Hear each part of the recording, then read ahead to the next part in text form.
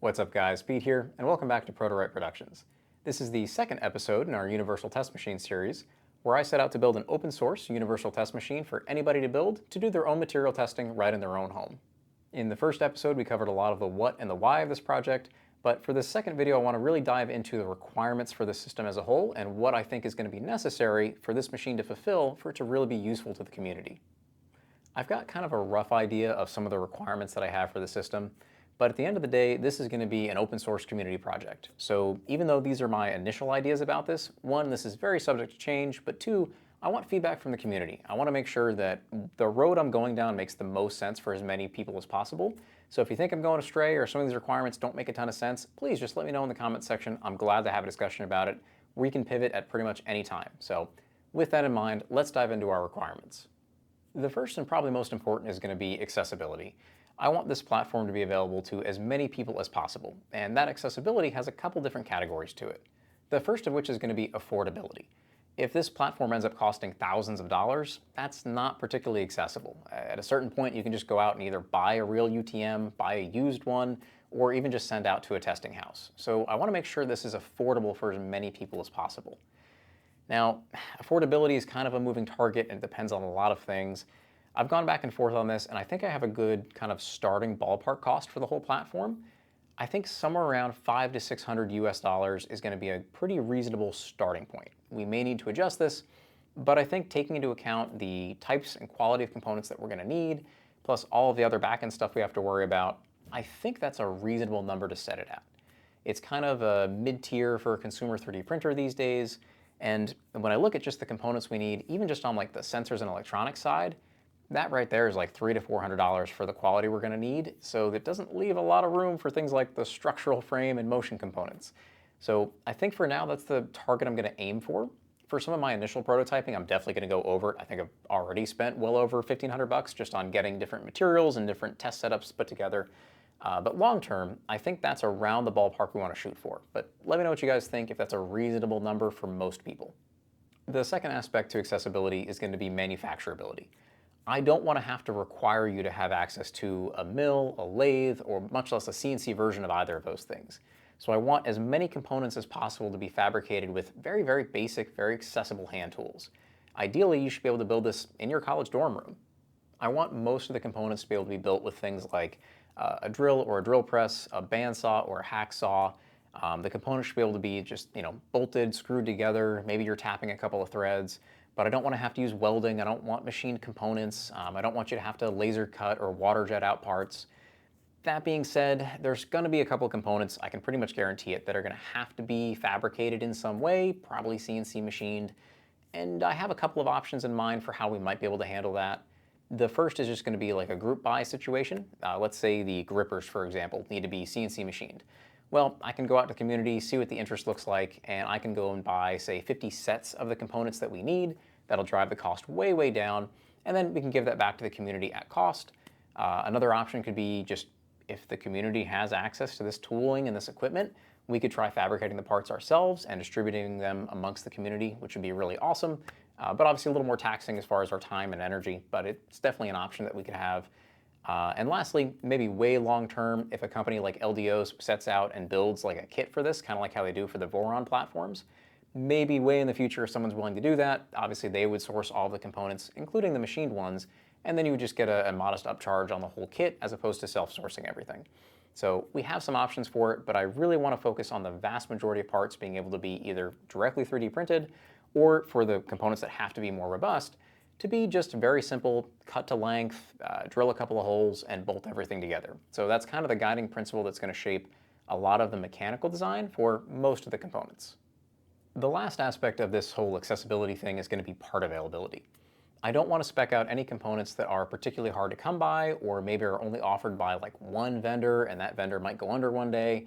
So I want to try and standardize the components you can find everywhere, and readily available stock sizes and material dimensions so that as many people as possible have just a plug-and-play solution with the exact same components that I spec in the kind of original plans for this machine.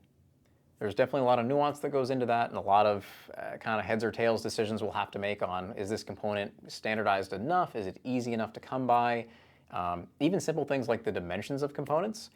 Most of the world uses metric, which that's probably the direction we'll go in, but I'm here in the US, so when I'm ordering stock material from someone like McMaster Carr, most of the time I'm going off of inch standard. So if I just need like a plate of aluminum, I'm probably going to spec it at 2 inches. I need to make sure that it will also work if someone goes and buys 50 millimeter stock overseas. So those are all the kinds of considerations we're going to have to make as we go through on component availability, but we're going to keep an eye to it as we move forward. It may not be perfect in the early days as I'm kind of, mangling this machine together out of scraps, but long term I really want to keep an eye towards that part availability. The second requirement that I have for this platform is going to be around its capabilities to run industry standard tests. Now, I mentioned in the first video that we're definitely going to set out and write our own test specification for this machine for our own purposes. But I still think there's value in being able to run, at least as close as we can, to the actual industry standard specs, the ISO or the ASTM specs that are going to be used ubiquitously throughout industry. Those are standards for a reason, and I'd like to be able to mirror them as closely as possible. There's a couple of reasons that I think this will be valuable. The first is that I already mentioned we want to be able to kind of cross-reference and cross-check what the OEMs are saying they're getting for their material properties.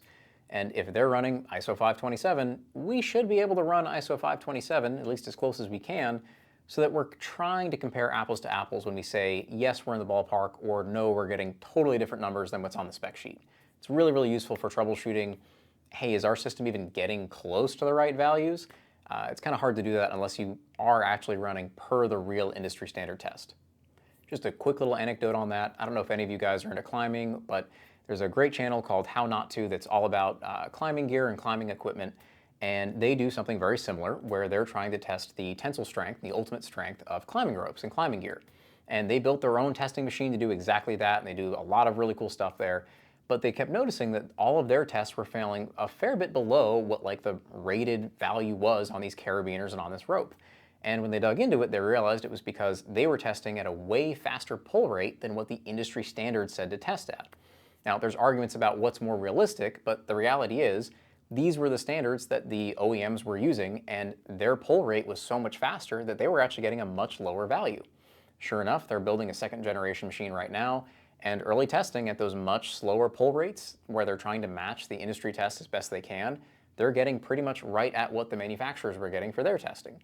So there really is value in matching those pull rates and the way that they're doing their measurements, because they're set up that way for a reason, and that standardization can have a huge difference in the values that you get.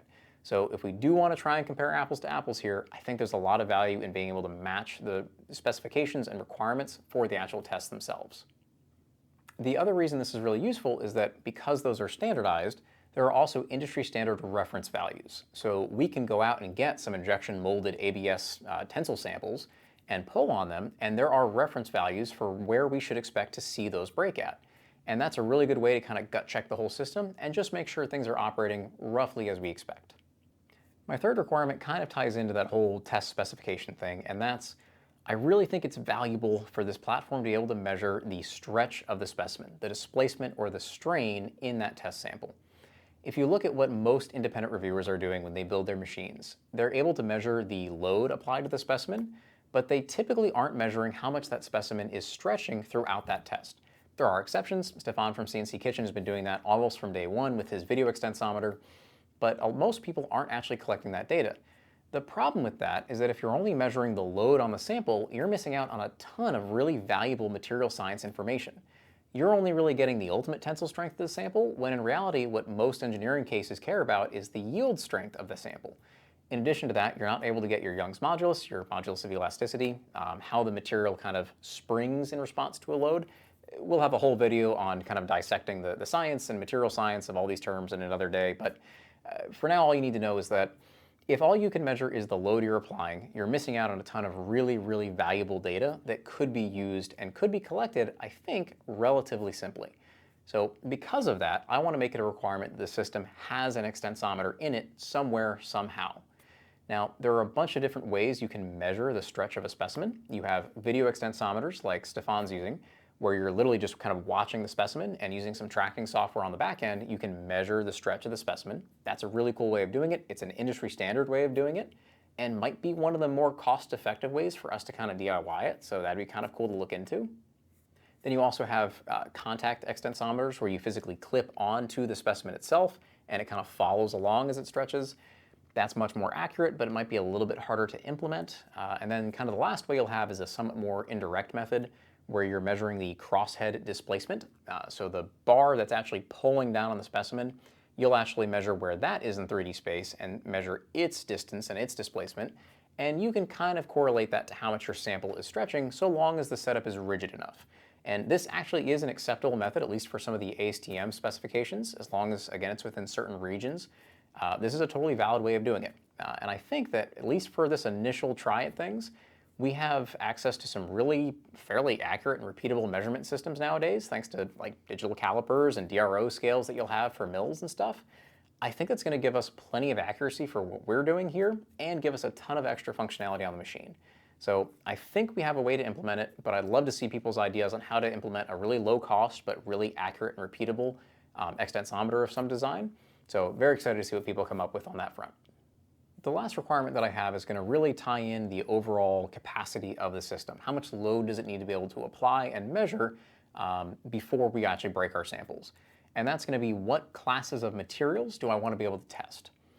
This is something I've gone back and forth on a lot because the world's our oyster, right? We could make this thing test whatever we want. We could do pull tests on titanium if we really wanted to, but to do that, the machine and the platform as a whole is going to have to be pretty robust, and that's going to get pretty expensive. So we need to put a bounding box around this somewhere. What kind of materials do we want to be able to test with this platform? After a lot of back and forth, I think I have a pretty good benchmark for whether or not we should be able to test a particular material. If you think about it, if you're running peaks or ultims, right, stuff that costs thousands of dollars a spool, you're probably not going to need to build this machine. You can either buy your own UTM or send it off to a test house. So really what we're targeting is consumers, prosumers, hobbyists. So I think what we want to use as the benchmark is a Bambu Labs X1 carbon. Any material that you can reasonably print correctly on a Bambu Labs X1 carbon, I think is fair game. So for print settings, we're talking about, I think it's 300 Celsius on the nozzle, 110 maybe on the bed, ambient chamber temperature of like 40 to 50 degrees Celsius, somewhere in there. Any 3D printing material that can reasonably be printed on that machine, I think should be fair game. And honestly, even within that range, we still get some pretty crazy materials that we're going to have to be able to test. I think at the moment, you're looking at things like PPACFs from Bambu Labs and Sariatech that are just kind of crazy strong for a thermoplastic and are even kind of knocking on the doors of peaks and ultims, actually, for some of the material properties. And I think that's going to be a really good benchmark for us. It's going to put our hands around a pretty wide range of material specimens, but it will limit some of the crazy, more exotic materials. But they're still testing fairly high-end engineering-grade materials, which I think will be applicable to most people at this point in time. Like I said, even with that, this is still a fair bit of force that's going to be required to break these samples. We won't know exactly how much until we decide on what specimens we're actually going to use, because obviously the thicker, denser, the more cross-sectional area you have in your specimen, the more load it's going to take to break. But even looking at the smaller samples you have through ISO 527, looking at those PPACFs, you're still looking at several hundred pounds of force to finally break these specimens. So just back of the napkin math here, some ballpark numbers that I think we can work with. I would like the system to be able to be comfortably able to deliver 500 pounds of force, totally normal operating conditions. Be able to apply and measure 500 pounds of force without any weird deflections or messy errors in any of our sensors or anything. I think that's a pretty reasonable starting point. And just kind of looking at the class of equipment we're going to be using to do that, the types of materials we'll be using, the overall construction and design in that range, I think the system should be able to do well over 1,000 pounds of force without any real chaos here. I don't think it's going to drive up cost too much, but we'll see about pushing the boundary later. I think for right now, targeting somewhere in the 500 pounds of force for the operating conditions of the system is pretty reasonable ballpark, especially given our other constraints of price and accessibility. And as far as materials, again, I think we want to use that X1 carbon as a benchmark. There are other FDM printers that are in the same price range that go a little bit hotter on the nozzle, a little bit hotter on the chamber. They might have actively heated chamber temperature. But I think that's still going to be our good kind of ubiquitous benchmark for what materials most people are able to print with. As always, though, this is an open discussion, so please, I really need your guys' feedback on all of these requirements. Let me know what you think is a reasonable ballpark for all of these different requirements. What should this machine be capable of? What do we think is outside of the scope for this effort? What are some stretch goals maybe? Any and all feedback is greatly welcomed and greatly appreciated. I'm happy to have a discussion in the comments section or eventually on that Discord that I promise one day I will set up so we can have a better place to have these chats. But please let me know your feedback on all of what we talked about today. If you guys have any additional suggestions, I'd love to hear them. I promise in these next few videos, we're actually going to start talking about machine design and diving into the CAD and the mechanical design and software and sensors and all that kind of stuff. We've gotten a lot of the boring things out of the way so we can start diving into more of the nitty-gritty, but I do appreciate you guys sticking along for the ride for even these more boring kind of talking head videos. And assuming I'm actually able to get this video out on time, which we'll see how that goes, hopefully this will be uploaded before Open Sauce in San Francisco. I'll be out there walking the floor. I won't have a booth or anything because this was just too late in the game for that to make any sense. But I will be out on the floor, so if you guys want, just come and grab me on the floor. Happy to talk about any of this kind of stuff. I'll definitely be talking to a bunch of the creators out there to try and gauge their interest in this project, as well as any feedback that anyone might have. So hopefully I'll see you guys there. It should be a blast. And with that, thanks again for watching, guys. I really appreciate all the feedback, and I'll see you in the next one.